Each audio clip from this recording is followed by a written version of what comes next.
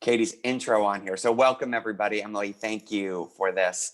I'm trying to suppress the desire to say hi to each of you individually, but I'm happy to see so many faces and, as I said, really nice professional headshots. I want to thank Equality Illinois board member and Illinois Equality Council Steering Committee member Tim O'Keefe for bringing Katie O'Malley to the conversation today. Katie is a leadership coach and educator with 15 years of professional experience serving the nonprofit, corporate, and education sectors. She is a full-time Senior Associate Director of Leadership Development at the University of Chicago Booth School of Business and is building Encourage Coaching and Consulting as her passion project. So let me turn it over to you, Katie. Thanks for being here. Thanks so much for that intro, Brian. Tim, thanks so much for bringing me up and letting me be here with this amazing group of folks this morning. I'm super excited to join you for the next hour and really hoping that we, one, get to know each other a bit better, but two, that we're also able to take away some learning that you can bring to your teams and organizations and even yourselves. So I'm going to go ahead and share my screen so we can jump right in. Whoop. Was not on the opening slide. Apologies. Here we go. All right, can everyone see this? Yep, seeing some head nods. Awesome. Thumbs up from Emily. So as Brian and Emily shared, we're going to be talking today about how to really create and establish inclusive spaces to help develop authentic leadership among your colleagues, employees, team members, even yourself. And our agenda today is really going to be looking at the connection between creating inclusive environments and how that allows for authentic leadership to emerge, what those inclusive practices can look like and how you can begin to establish those within your teams and organizations. And then for you all as leaders within your teams and organizations, how do you serve as a leader coach and start to build those authentic practices within your organization? So I am, like Emily, an educator, and I always think it's really important for folks to know who it is that they're learning alongside. So my bachelor's, let me back up for a minute, that picture. So that's me and my two dogs, Foxy and Charlie, in this work from home era. You actually might see them on camera today and they might start barking or jump on my lap, and there's nothing I can do about it. So I hope that's cool with folks. I live down in South Shore with my partner, Ben, and this is us outside of our home. So my bachelor's degree is in political science. My master's degree is in counseling, and I will be sitting for the licensed professional counselor exam in 2021 to begin providing therapy alongside the other coaching services that I do. And I'm also a board certified coach in executive and leadership development. As Brian shared, currently work at University of Chicago Booth School of Business, working alongside our full-time MBA students. Prior to that, I was at DePaul University and the University of Texas at Austin, doing very similar work. But in my previous life, I did fundraising and development work at the Innocence Project out in New York, and then the AIDS Foundation of Chicago more locally. Made a shift to commercial real estate. It was not a good fit for me, and that's actually what sent me back to school to get my master's degree in counseling. All of that to say, this is really what informs my work through Encourage Coaching, which is how I'm representing myself today. The mission of Encourage Coaching is actually to open up doors and get folks into the C-suite who are often underrepresented in organizations because they don't typically have access to the leadership development that a lot of folks do. And so really excited to be here today as me and a representative of Encourage Coaching, but also all of these other institutions. So this is really what Emily and Brian and I are hoping that you leave with today. So by engaging in this workshop, I'm really hoping three things will come of it for you. One, your ability to describe how inclusive environments allow for authentic leadership to emerge within the organization, identify what those inclusive practices are and begin implementing them in your own organizations and companies, and then start to empower employees to bring their whole selves to work every day as a result of those inclusive environments that you're establishing. I like to put up learning outcomes 1, so you can hold me accountable to what this learning is supposed to be. And if you feel like I'm not getting there, point it out to me, let me know. And then also, just so you know what it is that you're gonna get out of today. And I'd like to pause now for anyone either to raise their hand or put something in the chat of something that they were hoping maybe to get out of today that's not up here. And then if I have any content knowledge in that area, I'd be happy to add it. Does this sound like what folks are hoping for or what they signed up for? Okay, Andrew, Tim, thanks for those nonverbals, very much appreciate it. The other thing that I just want to mention, both as an educator and then just as it relates to learning, we're talking about identities today, and I would be remiss if I didn't bring forward my own, because most of my identities actually come from a place of having privilege, and I want to acknowledge that. I don't want my identities to get in the way of anyone else's learning. So if at any point I am missing something, misspeaking, misstepping, please let me know, invite me in to consider that misstep. I am totally open to it. I am imperfect. I'm a facilitator of knowledge, but still imperfect there. And so just as we move forward with this workshop, just wanted to recognize that. So connecting inclusion and authenticity. We're gonna start off with a little exercise. We actually aren't gonna be able to make breakout rooms, which is totally fine. But one of the things that I'm hoping we can do right now with this group is, can someone start us off talking about a time that they felt included? This can be anything, at work, in a community, in an organization, at school, all the way back to elementary school. Would anyone like to share a story about a time that they felt included, or drop something in the chat?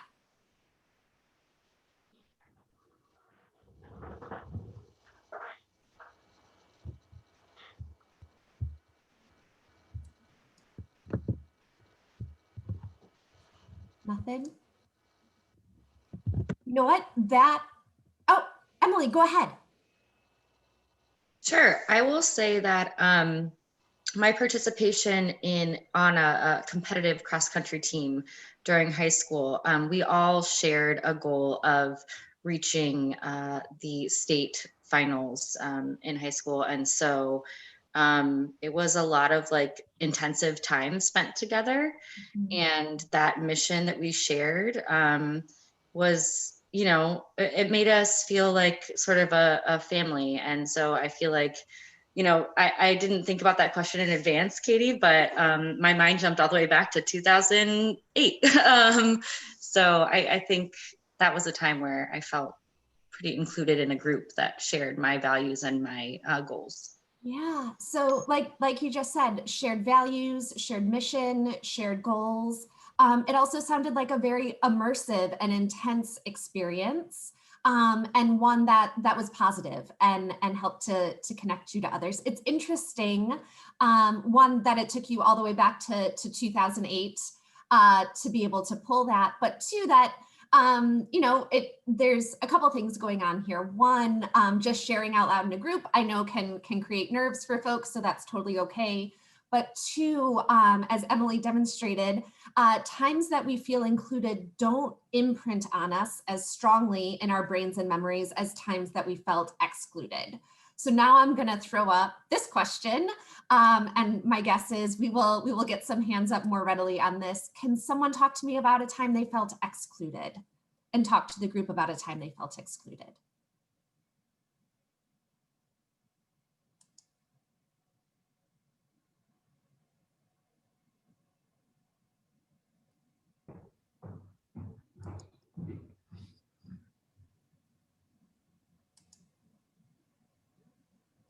Katie, I'll share if that's okay. Yes, please go ahead.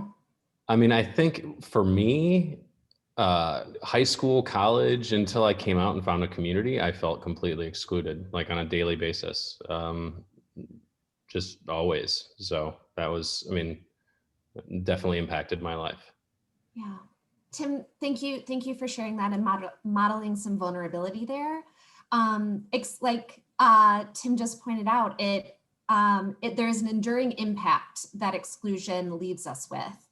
And it can happen for a variety of reasons, but it imprints much more strongly and can definitely influence the way we show up in our future groups and communities. So part of the work that we're really looking at today is how do we start to deconstruct the spaces that cause exclusion and what Tim was describing, and begin to reconstruct something that takes us more to what Emily described. So those shared goals, shared values, positive immersive experiences, and have them available to our colleagues and employees every day.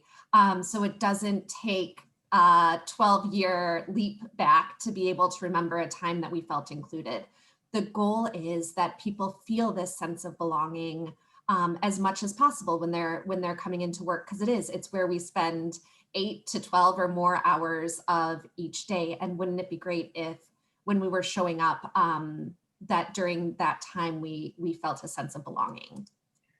You know, Katie, this is Jack. I'm wondering if we had Yeah. this discussion a year and a half ago, I think people would be able to point to, you know, discrete events and say, I felt excluded here, here, and here. But now, since we're all distributed and we're kind of feeling disassociated from work sometimes, that feeling of exclusion probably happens every day. Yeah. And I'm curious to know if the rest of the group, you know, feels that way, if it's, you know, we're not answering readily because they all blend together at this point. What do It's hard folks to have think? spaces when there are no spaces.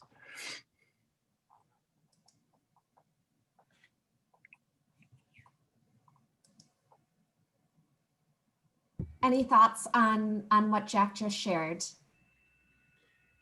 Yeah, Kate, in some ways, it is possible to, I think with the distributed environment that we were just talking about, the goal is to include, but then you still feel like you're missing a lot. You're still, so you feel included in terms of, you know, being present, or, you know, if your face isn't on the screen, at least your name's on the screen, but then you still feel excluded from the interpersonal connections that you get when you have these sorts of things. And so uh, this that's a really good point, because I was thinking, I was like, well, when have I really necessarily felt excluded? I mean, over time, you think, well, when you were a part of a team and then they start calling people's names and they didn't call your name or something like that. Yeah. By the way, I knew Emily and I were kindred spirits because I used to run cross country too. But I think it is interesting. I mean, I could not think of to the previous point, of a particular time when I felt included or excluded this year, because it's kind of like we're all kind of in this same almost malaise in some cases. Yeah. Absolutely, Stephen. Thank you for adding on to Jack's comment. And it's something I think that could be a whole nother workshop, is how do we begin to create inclusive, engaging environments in the virtual environment that we find ourselves in. And what I'm hoping is that today, as we move through this, you're going to find ways to be able to implement this, even though we are still all virtual together. Jack, is that responsive to what you were bringing up? It is, yeah. It's exactly Okay. right. Nashville, he's a fellow Nashvilleian, so piled right on there. It was perfect. Okay, good. And Stephen, thank you so much for sharing too. So when Emily and I connected, I wasn't sure what folks' starting lines were in terms of understanding the differences between diversity and inclusion. So just going to get us all oriented in the same way. So when we talk about diversity, what we're really talking about here is the presence of difference. Inclusion is operationalizing that presence to a way that engages that difference and really honors the lived experience of everyone who's in the space, so virtual or not. Also operationalizing the promotion of a sense of belonging. So getting a sense of what does it take for the members of your team to feel included, to feel that sense of connection either to their team or organization, even in this virtual environment? And finally, this idea of practicing perspective taking. One of the things that I always like to share in workshops like this, I am the expert on my own lived experience.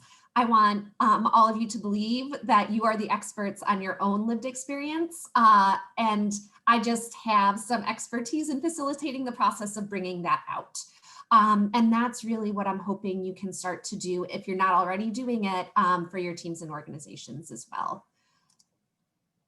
So once we're able to begin shifting from diversity to inclusion as a practice and then creating and establishing inclusive environments, one of the things that can begin to emerge is the practice of authentic leadership. Authentic leadership is actually, we hear a lot about authenticity. It's a very buzzy word these days, but it's also a vanguard leadership theory. So pretty nascent, pretty new. The research is good, but it's all over the place. And so if you do a little Google search of authentic leadership after we hop off here, you'll probably see a lot of different things. This is my favorite way to think about the theory and the framework for authentic leadership. And it's really a pyramid. The very first step is establishing a practice for deepening our self-awareness, which then allows us to better connect with others, which allows us, to Emily's point, to identify what those shared values are, begin being of service to those shared values, and then establishing a vision for ourselves, our teams, and our organizations. You can't get to the top of this pyramid unless you've done the things underneath it. So as we move through today in the back half of this workshop, I'm going to be really talking about how you can start to help your teams and colleagues and employees begin to enact this pyramid so they can get themselves up to the top as well.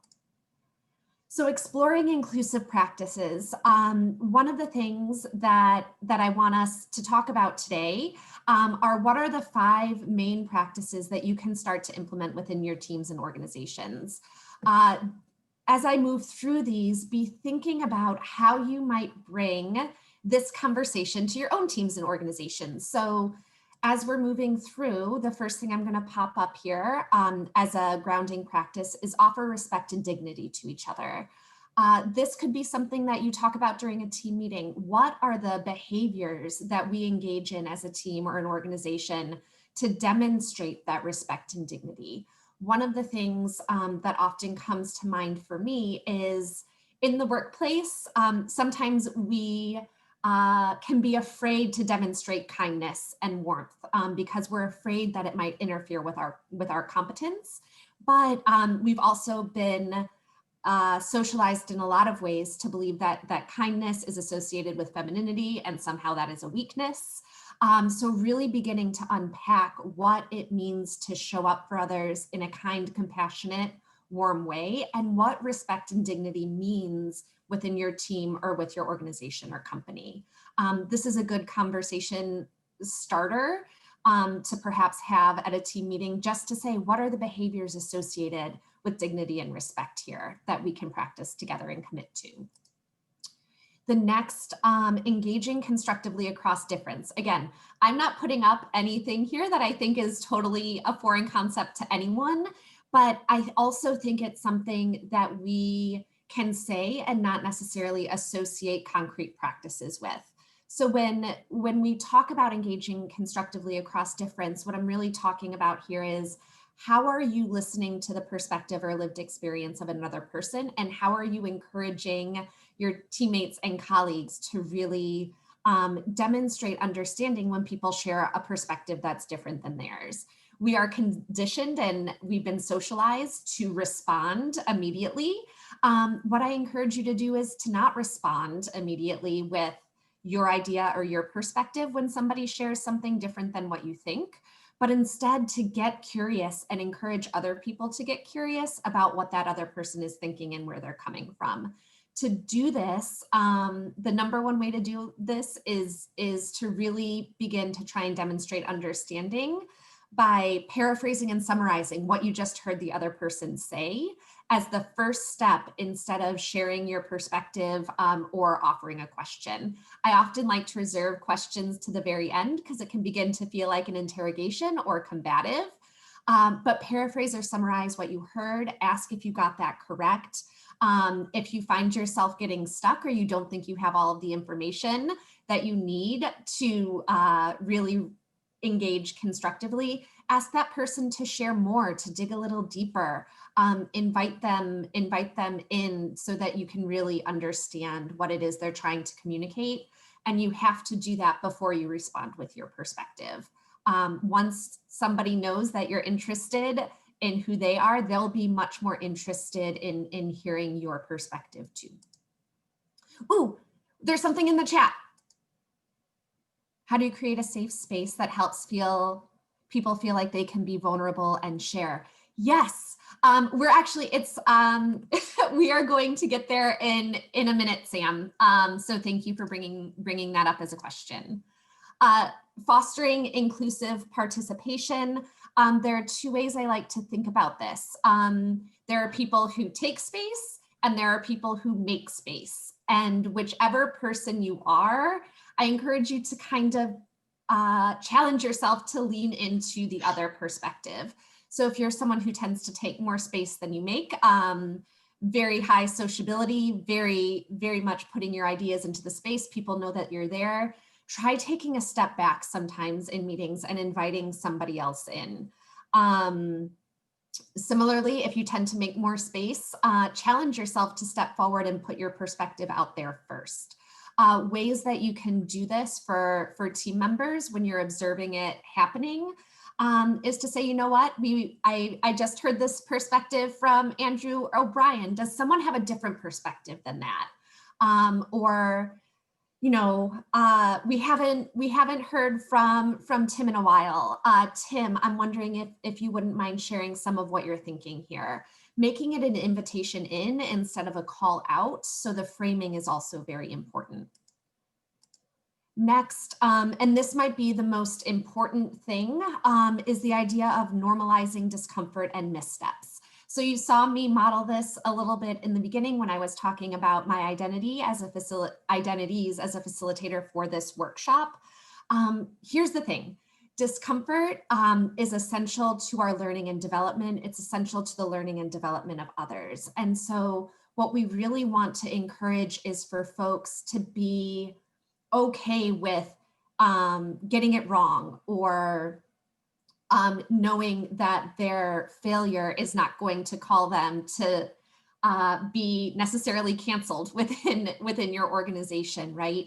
That it's a place where if people can demonstrate a willingness to learn and adapt their behaviors, then that's all that's needed. And so to the question that was posed by Sam, how do we go about doing that?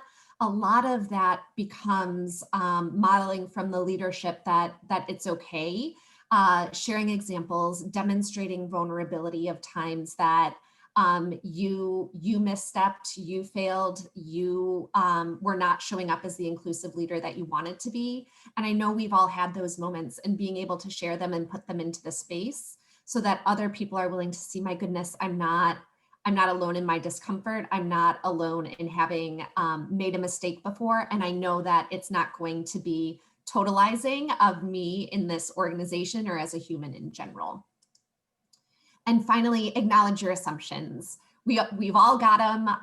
And this is really essential to the 4 other practices that I've put up here today.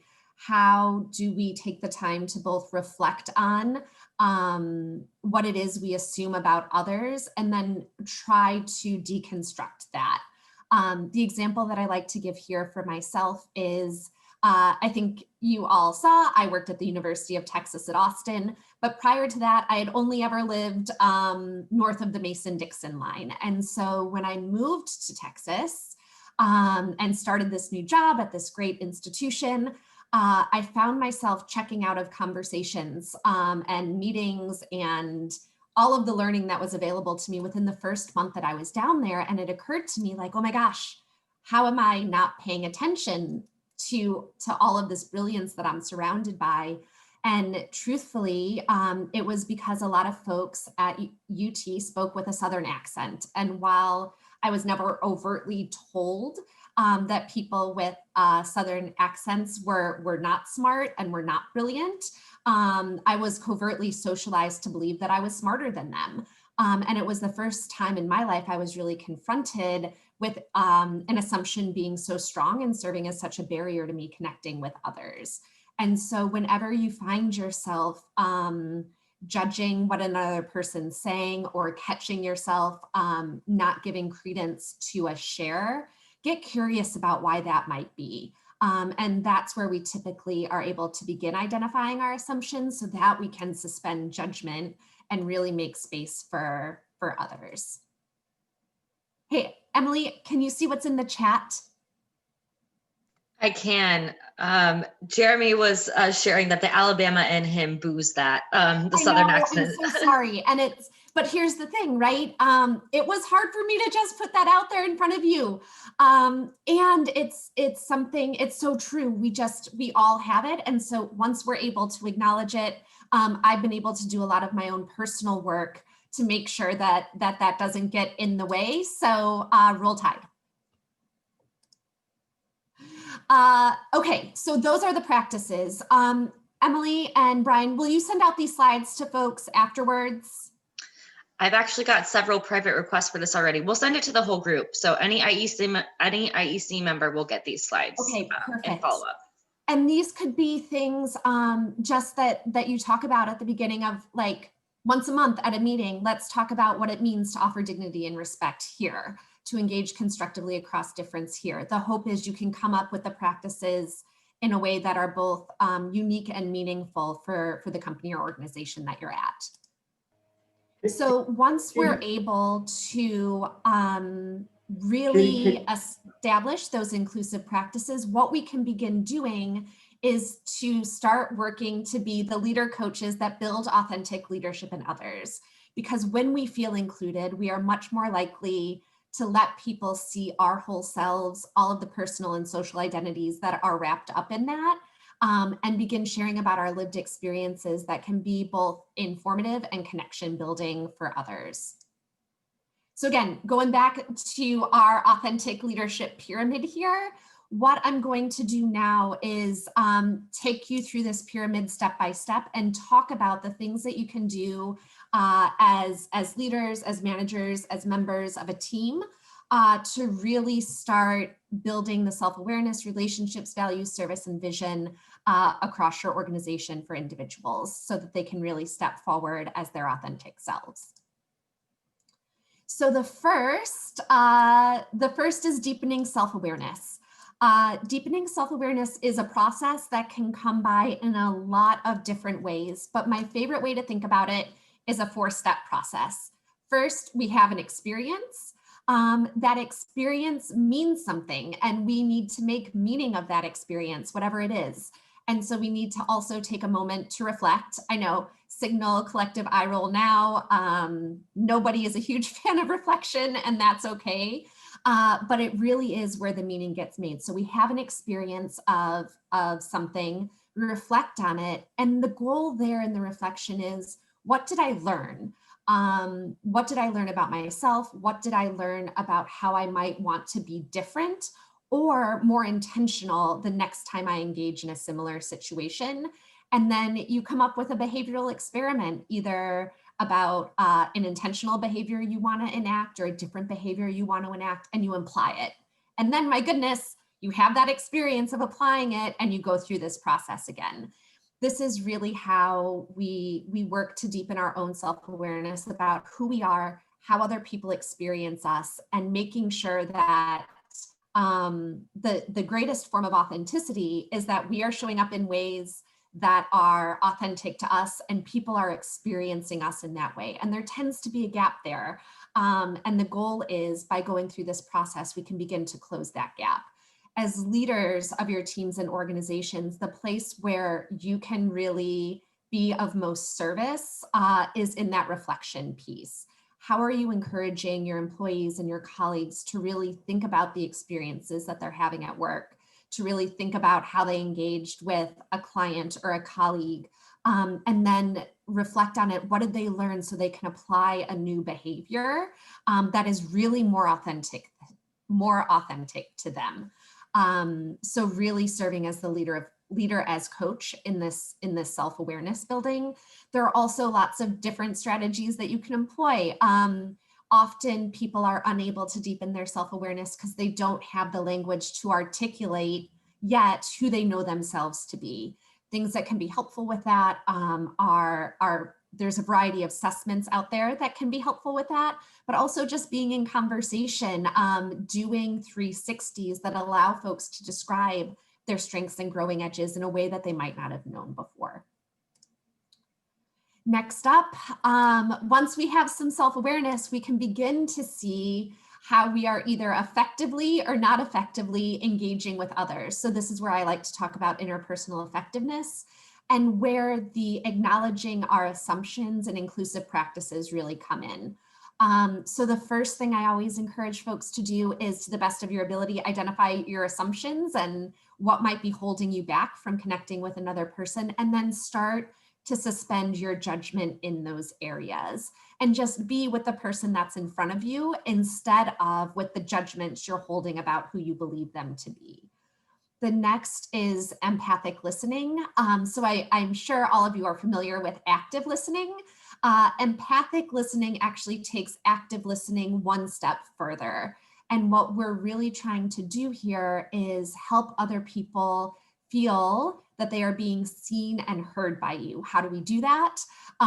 We do that by being both interested in them and interesting ourselves. And so by doing that, what we really are going for is this modeling of vulnerability. So if you find that you're getting stuck in fostering a connection with someone, one of the best things you can do is demonstrate what I like to call a micro show of vulnerability. You don't want to put your biggest, messiest, scariest thing forward, but put something down that might be able to connect you with the person that you're trying to establish a meaningful relationship with. Modeling vulnerability here is important because vulnerability is something that allows us to create connection, and vulnerability is the last thing we're willing to show about ourselves, and it tends to be the first thing we look for in somebody else. And so by stepping forward and saying, you know what, I've experienced struggle with X, Y, and Z, or a time that I felt excluded has been here. I'm wondering if you could share with me a time that you felt that way. In doing that, you're able to build connection across something much deeper than the weather or, Zoom jokes, but really, carving out time to have that vulnerability, and also to just listen. You never need to respond or have a solution for someone in order to connect with them. Just being present is enough. So after that, we talk about values. Once we have our self-awareness, once we can begin interpersonally engaging with others effectively, what we can start to do is set out what are our values, and again, what are the associated behaviors with those values. I like to think about values as things that you are willing to exert discretionary effort for, things that you're willing to go over and above for, drivers that inform how you make your decisions, how you choose to move through the world. Our values, once we can identify them, and I usually say there's about 3 that are operable in our lives at any given time. And for me, I'll just put it out there. My values are curiosity, courage, and equity. And so the next thing to do, once you're able to establish what those 3 core values are for you and clarify them, is begin mapping out what are those associated behaviors. So for example, courage being one of my values, it's doing the uncomfortable thing, really showing up to be an ally for others when it's asked of me, and doing it in the way that is asked of me. For learning, going back to school and really engaging with the newest research, the newest materials, so I can remain smart for my students and clients and up to date. So I can be here with you and hopefully give you stuff that's going to be helpful for your teams and organizations, right? So it's important to do that because we don't walk around the world with our values like stamped across our forehead or tattooed on our chests. So how do people know that these are our behaviors, our individual behaviors, our team behaviors, and our organizational behaviors have to align with the values that we espouse, or it can't be authentic. And so helping individuals get clarity here, but also helping them recognize how it folds up and contributes to the bigger picture of the team or organization. Next up, we have being of service. I like to often ask the question in coaching. There are two questions I like to ask. How does this particular thing serve you? How does this particular thing, X, Y, and Z, insert here, serve others? And so asking yourselves those questions is important, but also being leaders and being a leader coach, being of service to others and authentic leadership really means helping to develop others. So again, going back to our pyramid and those first 3 steps on the pyramid will really allow you to start developing others so that they can gain insight into themselves and let you know where they need the most support. The other way to be of service is to remove barriers, both barriers that you see to someone else's progress, but really hearing what folks in your organization are believing are structural barriers within their organization to their progress, and then going about creating opportunity. All of the important thing here to remember is that all of this comes from the person you're working alongside, not from you. You're not putting it upon anyone else, but where do your colleagues and employees want to develop? What barriers have they identified and how can you remove them? What opportunities do you want? Or what opportunities do they want and how can you create them? That's what it means to be of service here as an authentic leader, trying to develop other authentic leaders. And finally, we get to this idea of a vision or designing a vision. In authentic leadership, I like to think about designing a vision in 3 different ways. First, as we were just talking about, and being of service to others, helping your individual team members and employees develop a personal vision for themselves. Where is it that they aspire to go? Who do they aspire to be? And how can you help them get there? Doing that same thing, who do we want to be as a team? Who do we aspire to be? How are we going to get there? And then as an organization. All of these are inextricably interconnected in a professional workspace, and it's your job as the leaders of the organization to really help individuals start to tease this out for themselves so that it can roll up into the team and the ultimate mission and vision and goals for the organization.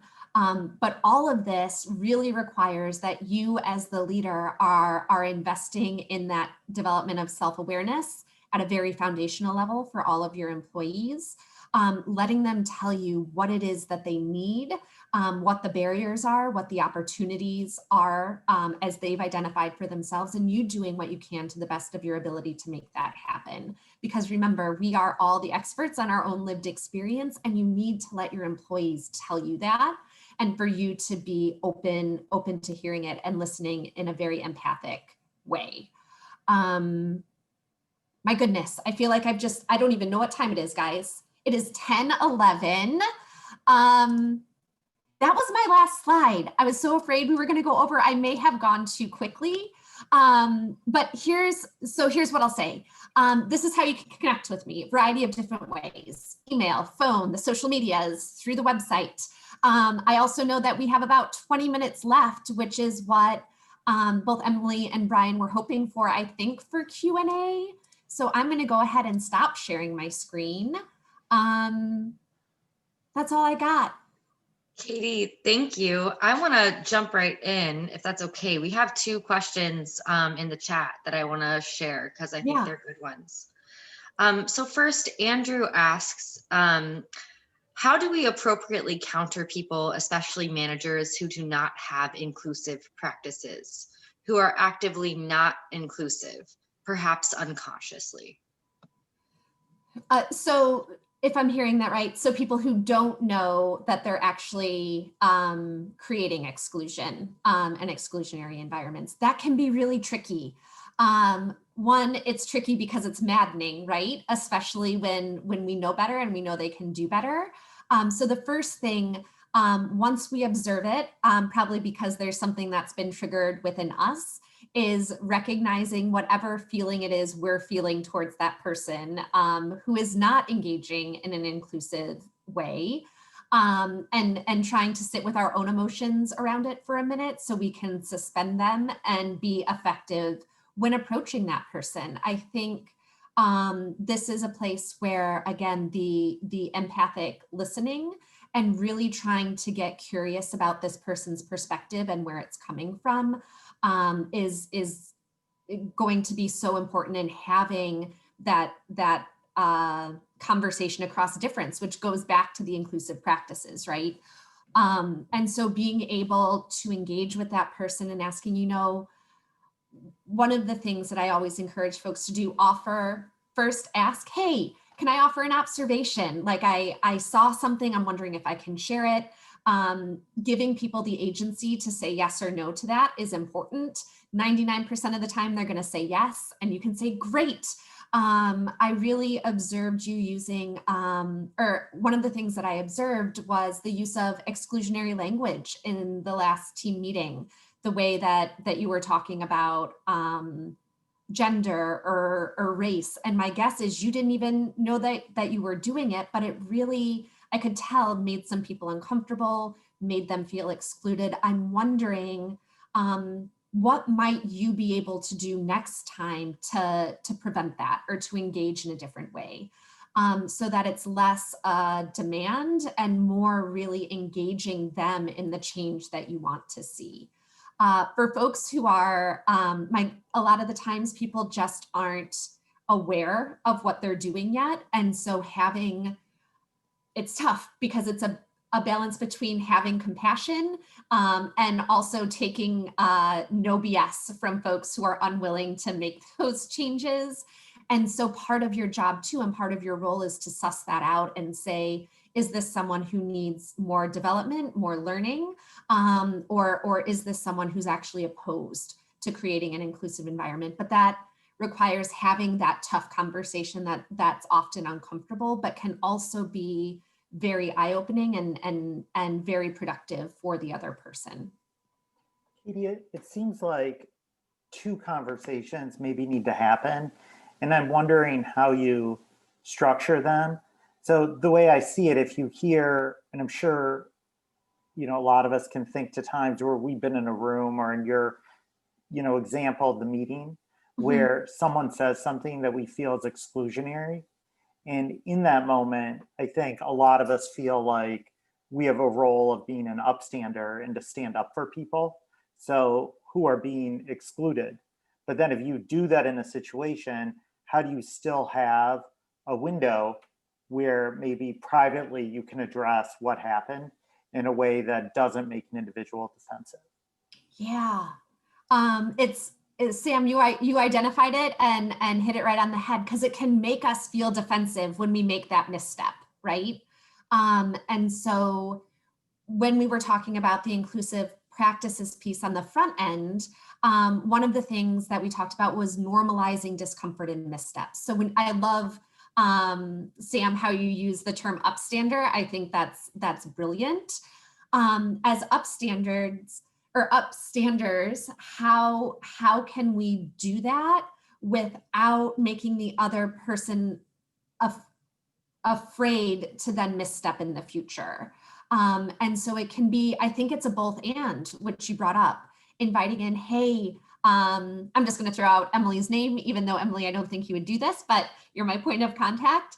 In the meeting, hey, Emily, it really made me uncomfortable when you just said X. I'm wondering if you might be able to say Y moving forward. So to practice that upstander behavior. And then after the meeting, say, part of my value system is courage and standing up for things that I see that are happening that are going wrong and not remaining silent. I'd love to have a conversation with you about this and explore ways that I can be supportive in your own learning and development in this space.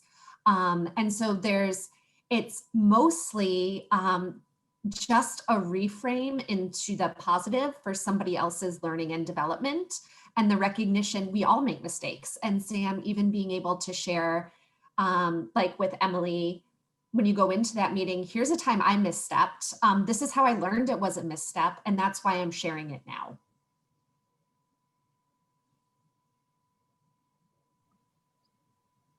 Thank you, Katie. Yeah. We have another question from the chat. Joanna is asking, or noticing that inclusion in this framework sometimes comes from the top of an organization. And she's wondering if it's possible to bring the importance of inclusion from the bottom up. Do you have any thoughts on that? Yeah, so Joanna, thank you so much for bringing that up.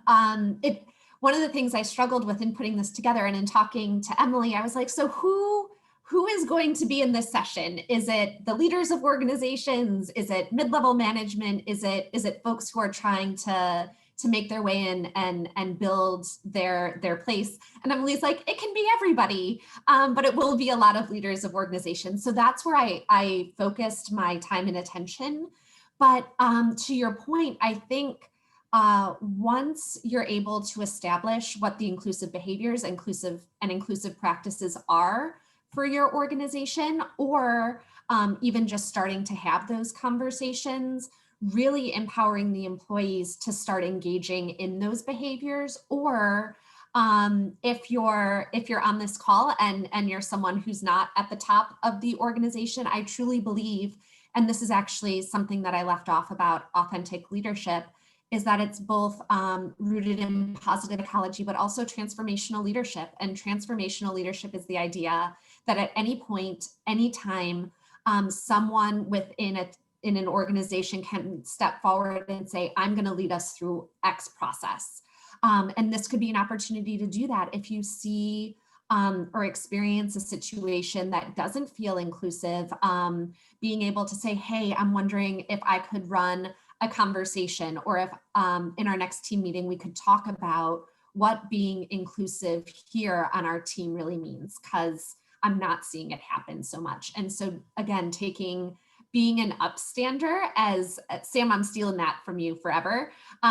Being an upstander when you are not at the top of an organization is also a way to lead. I truly believe leadership is a practice and a process. It is not a position. And the more that you can encourage your employees to see it that way too, the better off your organization is going to be. Joanna, was that responsive?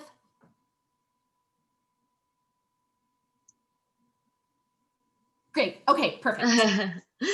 I love that, Katie. Does anyone else have any questions for Katie before we wrap things up? I want to make sure we do have a couple more minutes of her brilliance to share.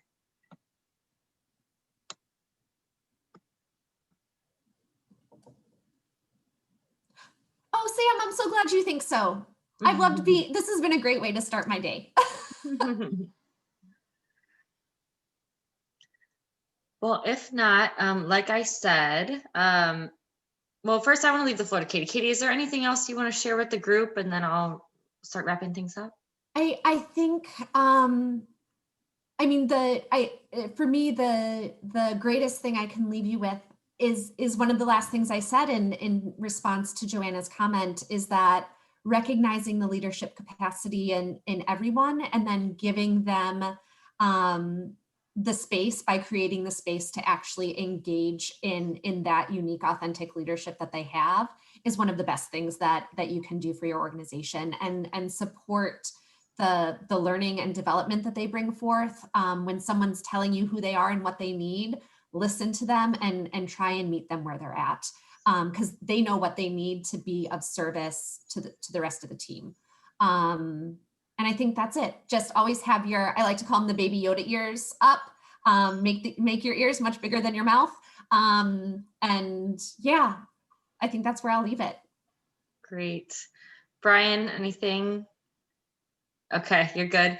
Katie, thank you so much. This was so valuable. Tim, thank you for introducing us to Katie.